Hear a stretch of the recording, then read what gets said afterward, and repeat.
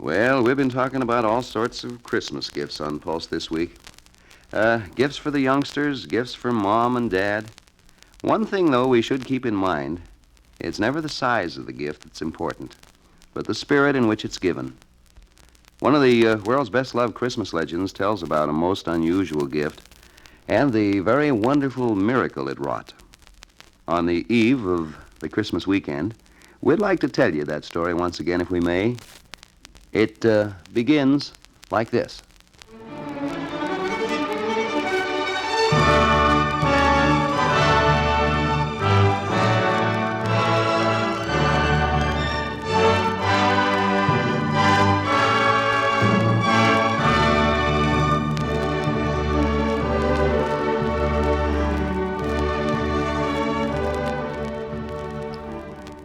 It was Christmas Eve, in a land far, far away, in a time long, long ago.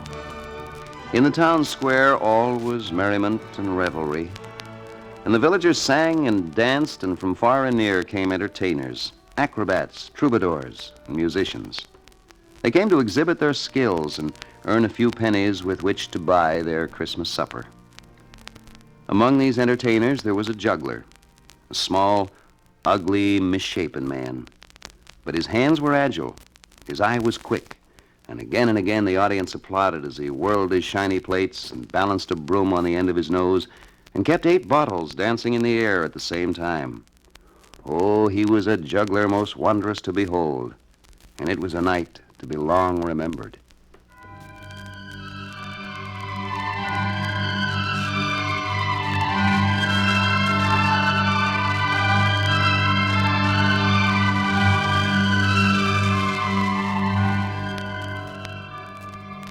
Then, as the hands of the big town clock reached 11, the sounds of merriment and revelry faded away. The silver singing of chimes filled the air, and the great doors of the church swung wide, and the music from within fell like a gentle hand upon the heads of the waiting villagers.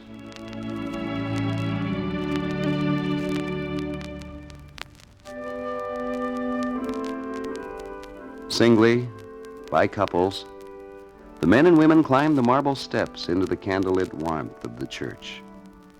And behind them, almost afraid he might be forbidden to enter, hobbled the small and humble juggler.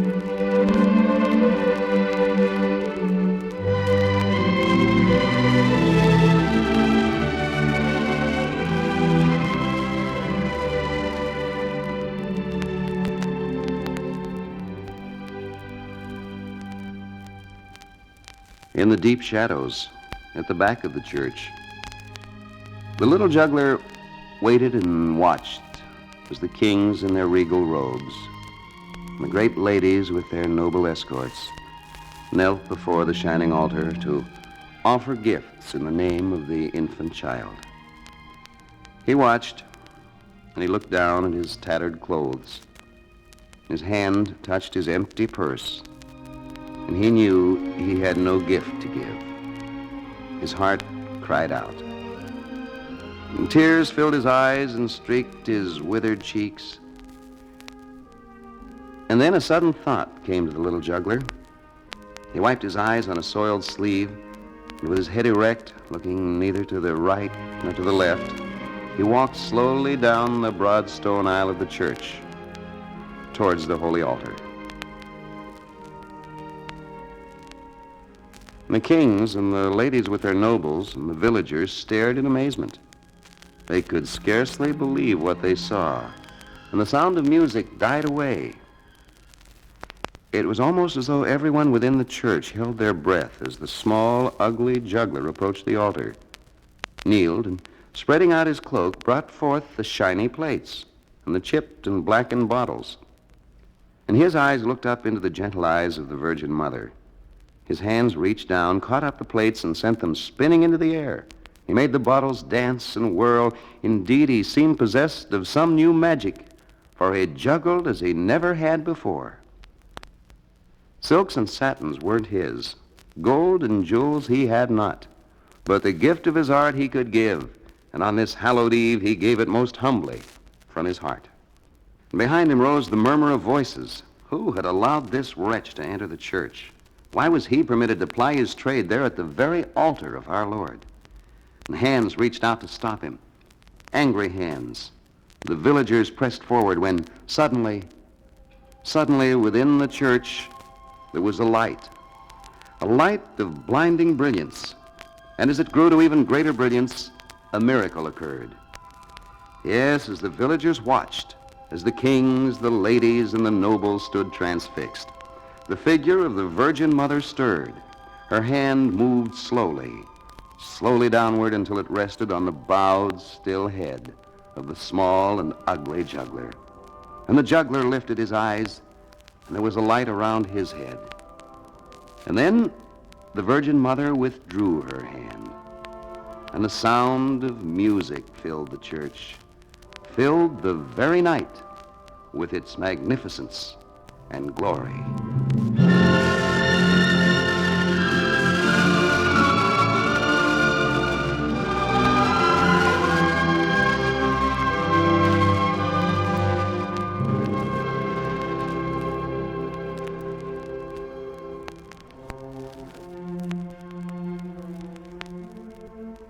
Ladies and gentlemen, in the final moments of our program this morning, speaking for the entire staff of Pulse, we'd like to extend to you and to your family our most sincere Christmas greetings.